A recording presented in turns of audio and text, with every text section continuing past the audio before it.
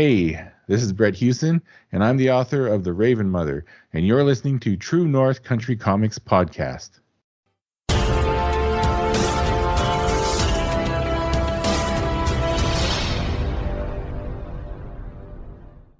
Welcome to the True North Country Comics Podcast, dedicated to promote Canadian comic book and graphic novel creators and supporters.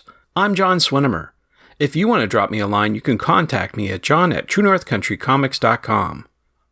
On this episode, I chat with Brett Huson about his new book, The Raven Mother. This podcast is available on Apple Podcasts and Google Podcasts. It's also available on the True North Country Comics channel on YouTube. I invite you to like and subscribe. Brett is from the Gitxsan Nation of the Northwest Interior of British Columbia, but currently resides in Winnipeg, Manitoba. Growing up in this strong matrilineal society, Brett developed a passion for the culture, land, and politics of his people, and a desire to share their knowledge and stories. Brett has worked in the film and television industry for over 13 years as a volunteer board member for a variety of organizations. Brett also works with the Prairie Climate Center to connect Western science and Indigenous knowledges. His current book is The Raven Mother, illustrated by Natasha Donovan. The award-winning Mothers of Huson series is Brett's first series of books and part of a larger vision to share the worlds of the Gitxsan Nation. The Raven Mother, the sixth book in the series, transports young readers to northwestern British Columbia, where they learn about the traditions of the Gitxsan and the lives of ravens and why these acrobatic flyers are so important to their ecosystem. You can follow along with the Raven Mother as she teaches her chicks what they need to survive with the help of her flock. And so, without further ado, here's my chat with Brett Huson about his new book, The Raven Mother. So, Brett Huson, thank you very much for taking time to chat with me. Thanks for having me. I appreciate your time. Before we get started, though, I want to ask you, what was the first comic book that you read? Oh, man, it's hard to remember because I was very young. It was my dad who got me into comics. I don't remember exactly the first one that I read, but I know Marvel Comics were kind of my introduction to comic books as a youngster. I loved Spider-Man. You know, I love today's iterations of Spider-Man. They're absolutely phenomenal. I think it was great that they kind of transitioned into different stories. And but, you know, I went through the time. It went from the original Spider-Man into the Ben Reilly and the clone stories and all those different types of stories that were, you know, from the time that I was in high school. I don't know that it was hard to remember if it was X-Men, Fantastic Four, or Spider-Man was my first. All right. And then I love all comics, really. I mean, currently behind me on the wall, I have Neil Gaiman's Sandman volume sitting up there. Yeah. I'm an avid comic reader. I haven't been able to get into the recent ones a lot, mainly just due to time, but I really want to kind of find that time to get back into it again. But yeah, Spider-Man was probably my most memorable. Nice. Well, with that in mind, I want to ask you, who or what inspires you to create today? Today, definitely, you know, I've always wanted to tell stories. I was traditionally raised as a storyteller.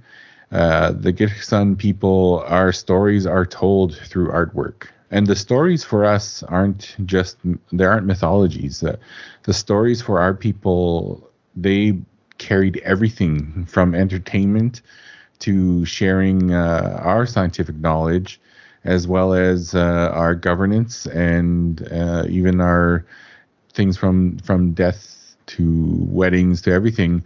We shared those stories through our artwork, whether it be through dance, just telling the stories in a circle, or through song and through carvings. Like storytelling was very huge for that. So that's my inspiration.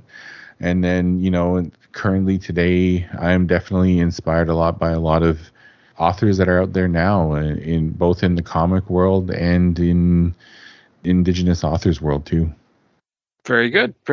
Well, speaking of books, let's talk about your latest book called The Raven Mother. What if you could talk a little about the story and maybe what inspired you to write it?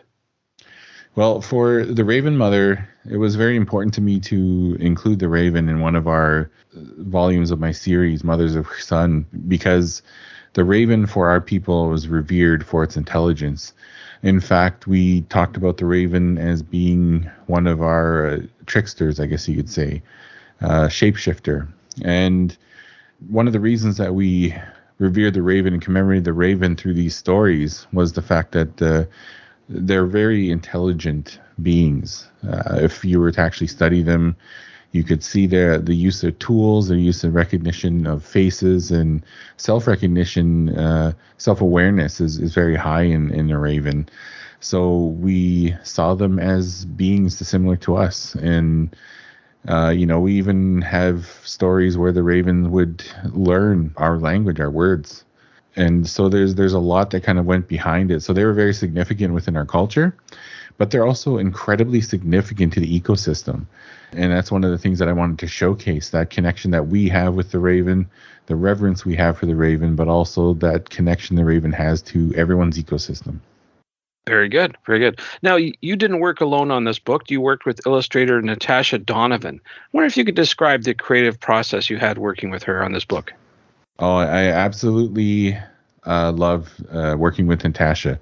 She is a phenomenal artist, and in my first book, The Sockeye Mother, was actually her first book as well.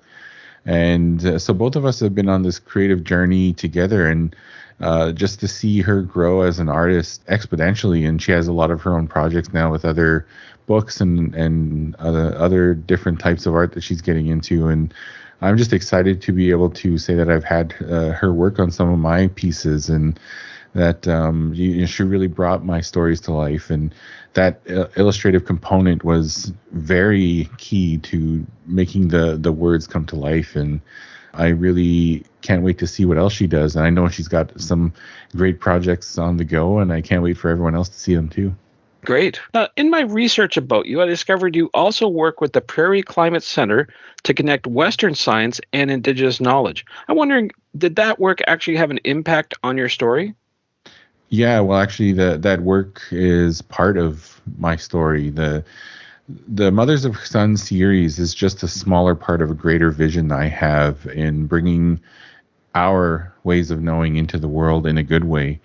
The Climate Center, the work that I do there, connecting Indigenous knowledges to Western knowledge systems or Western sciences, it's just a part of us being able to be who we are again, but also to take what we know as stewards of the lands, to bring that into the research, to see how we can contribute to adaptation research and how we can contribute to where everyone goes into the future, because we've been here for tens of thousands of years.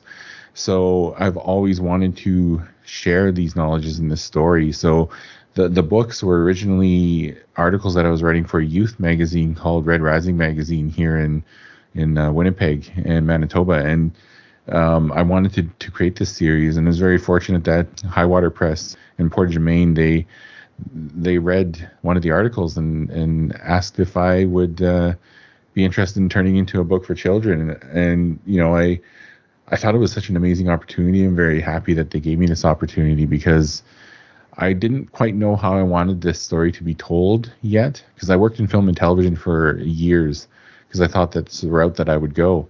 It went back to that writing component, and a lot of people enjoyed the way that I write, so I went that way. And it's just kind of been an interesting journey since, so that my work with the Prairie Climate Center is actually kind of coming out of my greater vision for sharing our knowledges. And it just so happens I work with an amazing team at the Prairie Climate Center, just a phenomenal group of people who really want to as well. Just they're all about looking for more solutions and enriching the research that they're already doing, and just finding the best opportunities that they can to help people better understand adaptation. Well, speaking of understanding, what do you hope your readers will get out of after reading your books?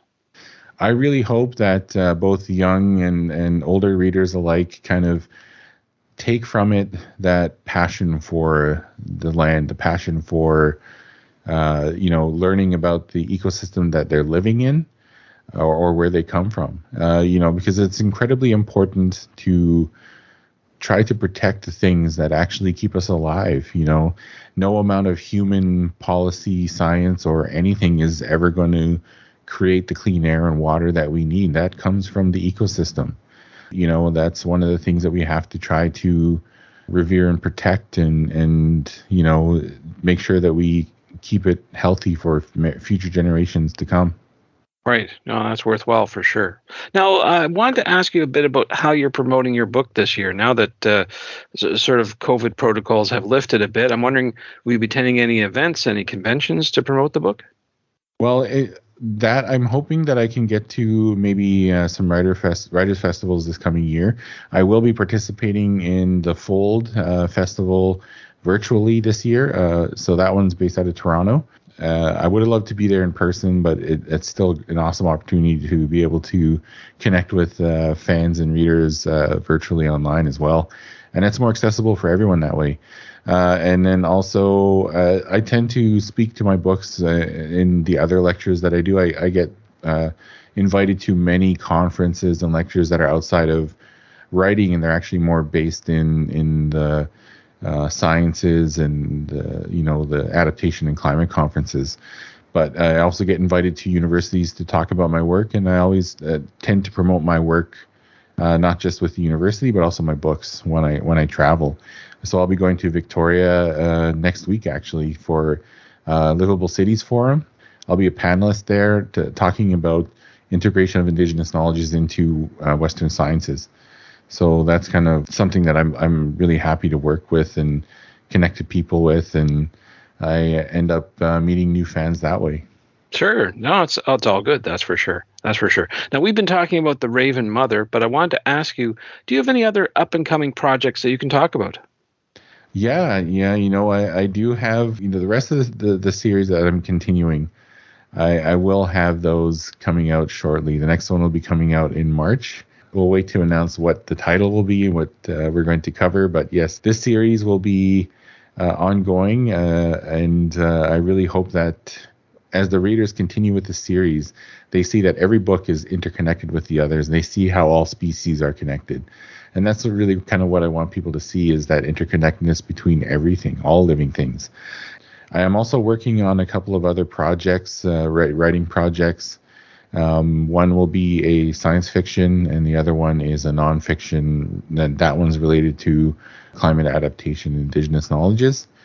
It's just a lot of kind of preparatory work and a lot of writing and developing the other manuscripts that's taking up a lot of time. But I also, I'm getting brought into other projects with the Prairie Climate Center, and that's really important work too. So it's really hard for me to kind of try to get to that balance and try to figure out how to put all of that together. But I need to make sure that my family has everything that they need, and my kids are, healthy and have everything that they need as well. Sure, that's absolutely important. Well, it sounds like you're going to be busy. That's for a while. So I'm wondering, do you have a website where you recommend people go to find out more about your current and your future projects? Yes, I have a website. It's bretthuson.ca. And I'm going to be a little bit more active on there coming up shortly. I had kind of a bit of a break, not too much of a break, but I'd say the last couple of years, just the struggles that everyone probably is experiencing as well. Just with the change of everything with the pandemic, and I need to take some time, so I'm going to get more active with it. I will have a podcast coming out called The Gitsan, and that's going to focus on just exploring the world from the Gitsan perspective, but also sharing who we are as a people and sharing some of the culture. And I hope that people can tune in and check that out. I'll be releasing some episodes coming up soon, and that'll be on my website, bretthuson.ca. That's BRETTHUSON.ca. That's great. Fantastic. Well, Brett, those are all the questions I have for you, but I'm wondering, is there something I didn't ask that you'd like to get across in this interview? Yeah, one thing that I really like your listeners to do is to check out all of the amazing Indigenous authors that are out there right now, both in the world of novels, but also in the world of comics. There are a lot of great, phenomenal illustrators and authors who are kind of up and coming. Any of the up and coming artists that are working on comics, but also Indigenous artists who are writing, and in particular, it would be great if you can check out some of the work that Natasha Donovan is doing. And she's working. She finished a book with author Thomas King, and that was his first graphic novel. And it's a great story, great book, and I think that would be something everyone can get into and really enjoy.